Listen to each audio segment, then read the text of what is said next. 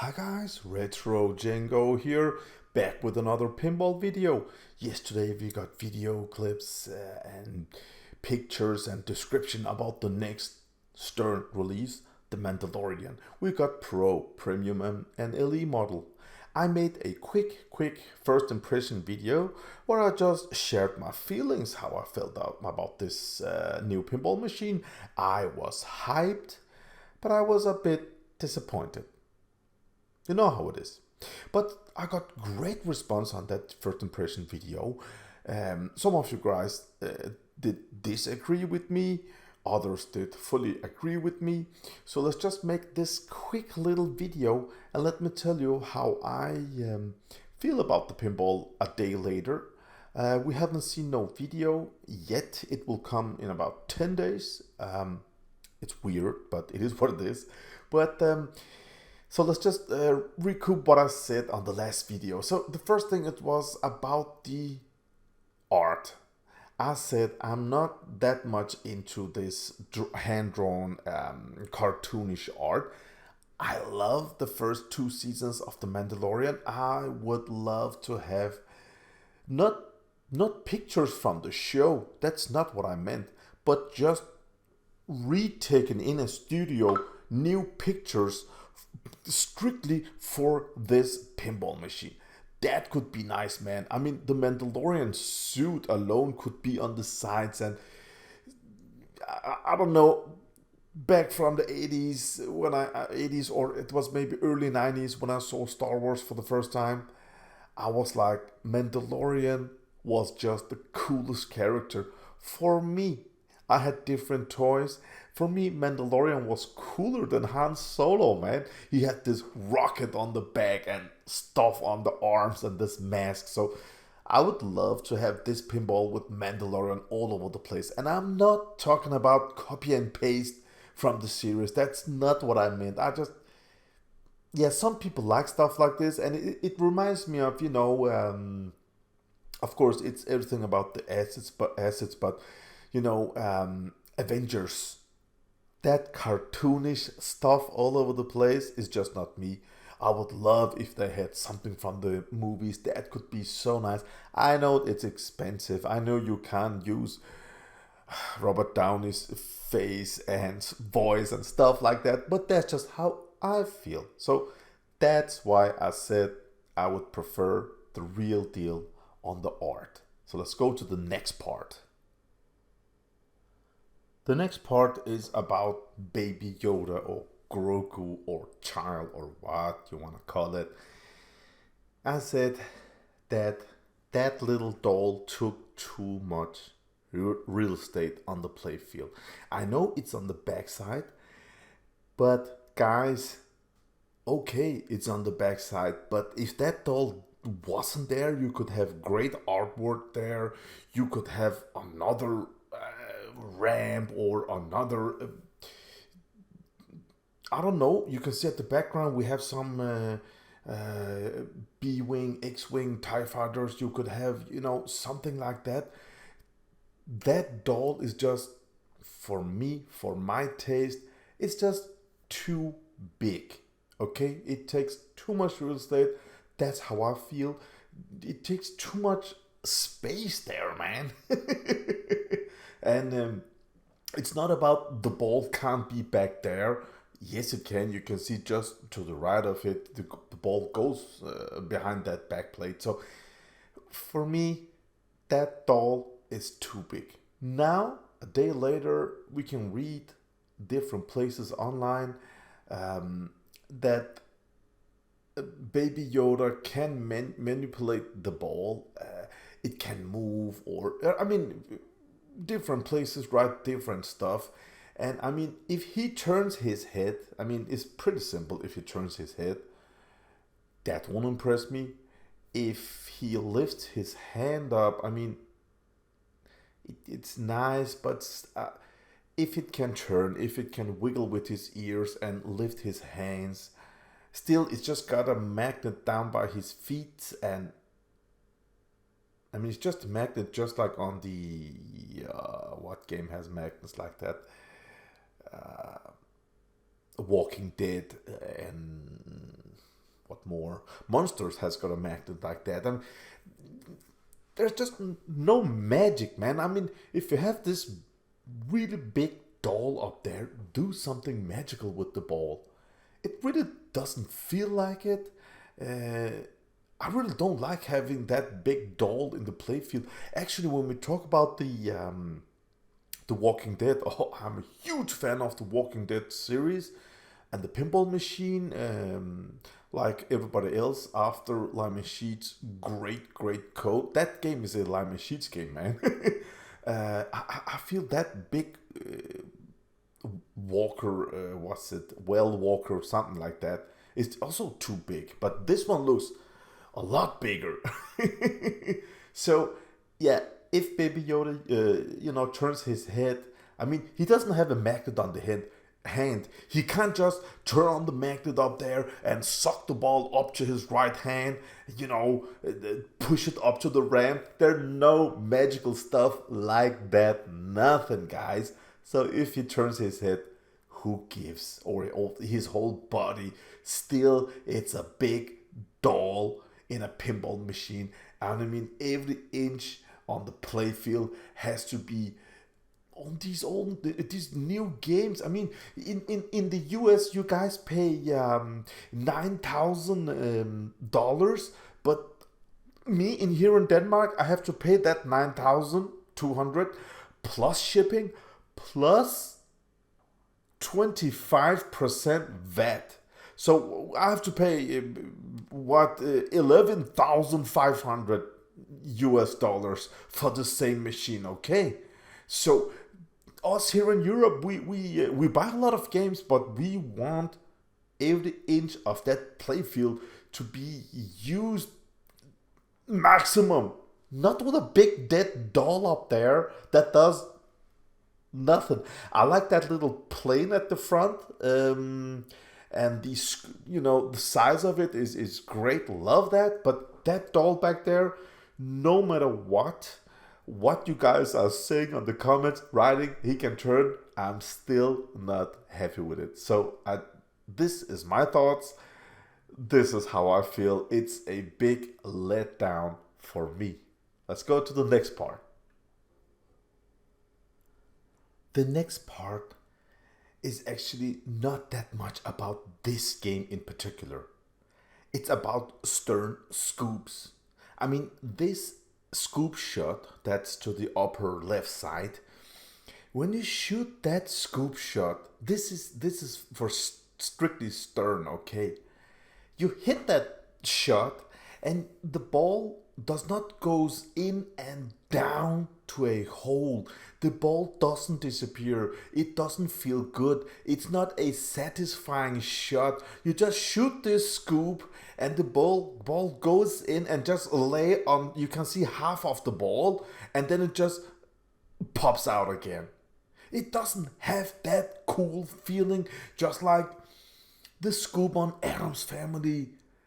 When you shoot that chair in Addams Family, when you shoot that mode start in Indiana Jones or Bazaar in Toten, the ball goes all the way in there. It disappears. It's such a satisfying clunk. That clunk shot that Steve Rich is talking about. We love that.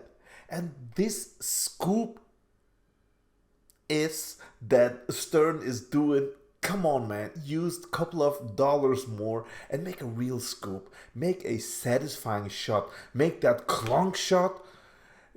Make the ball disappear. Make the ball fly out that scoop again. That's how I feel. And I know some of you guys that have been playing for 10 plus years, you absolutely know what I'm talking about. If you're new into pinball, have a couple of Stern games, then you won't understand this point, but scoops used to be so satisfying shots. Okay, some scoops will reject the ball, but I just missed that Addams Family chair shot, or on Twilight Zone mode start scoop. That's one of the most satisfying shots, man. Love it. That could be nice.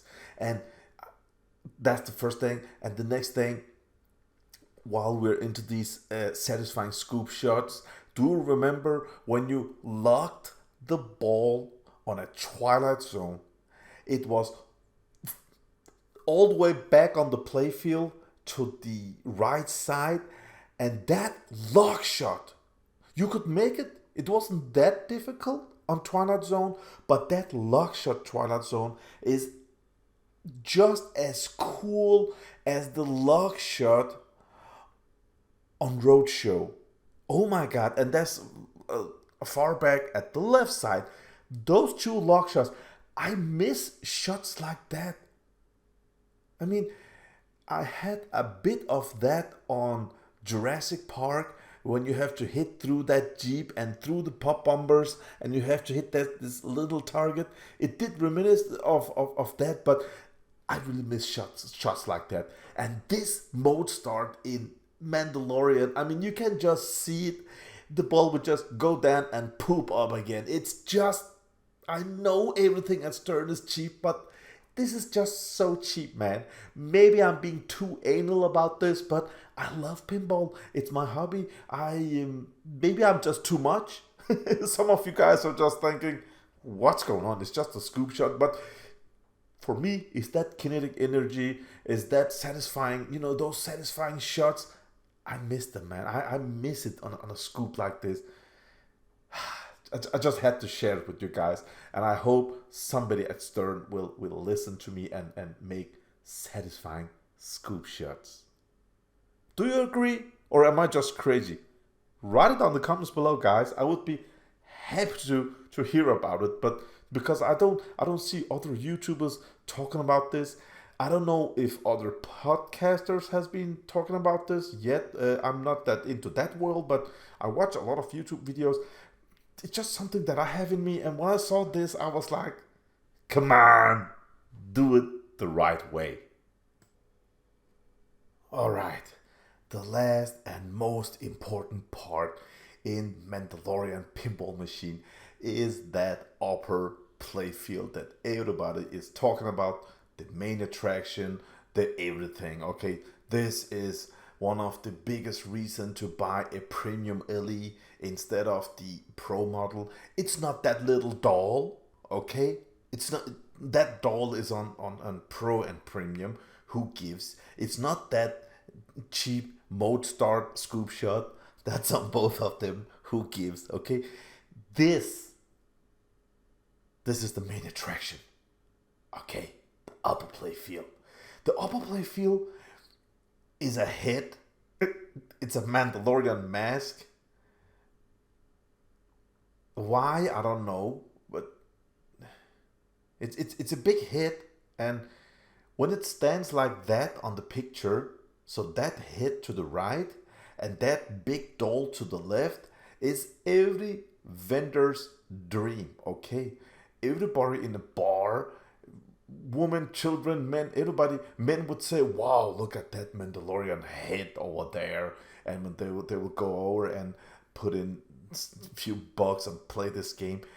Women and children will say, oh, look at that little doll. It's so cute. And it will catch people's attention. So I understand why the doll is there. I understand why we have this big hit. But on this show, I'm talking about to the home users. I know Stern says they 80% of their pins are sold to, barcades and stuff like that, vendors, but I don't believe that. I think the home users, home owners, the private guys, the pinball lovers, that market is much, much bigger than Gary Stern is talking about. That's just how I feel, okay? You can see how pinside is, how many people that buys pinball to their private homes, man. And I mean, for the last year, since Corona, everybody's inside, the pinball sales has just exploded. So the home market is much bigger than what they're talking about. But in your home, I mean, that doll is just, for me, it's waste. And this hit, I mean, this game is designed by Brian Eddy. Okay, Brian Eddy, he's made Attack from Mars back in '95, and I'm telling you, Attack from Mars, it's such a fun shooter. It's a fan layout, you know, left ramp, right ramp, orbit, and something in the middle. Okay, that's Brian Eddy. And then the guys at Bell Williams said, you made this great game, Attack from Mars. Just polish it, make it a bit better.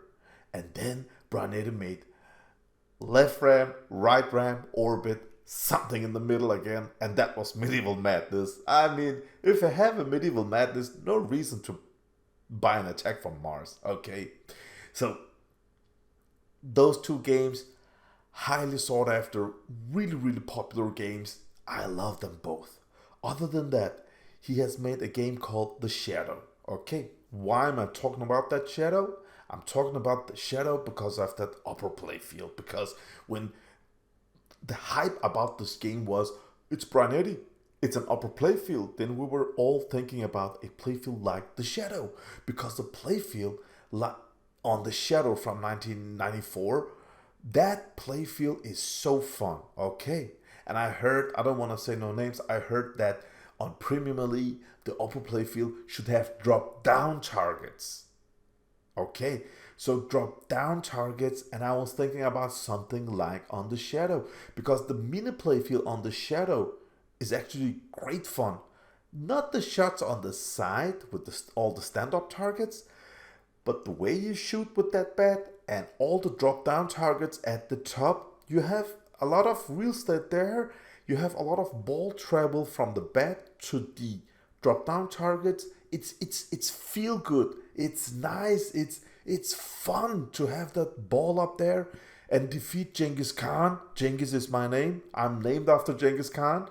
And it's so much fun. So I was like, oh man, a playfield like that, this is going to be crazy. And The Shadow was a cheap game for many years.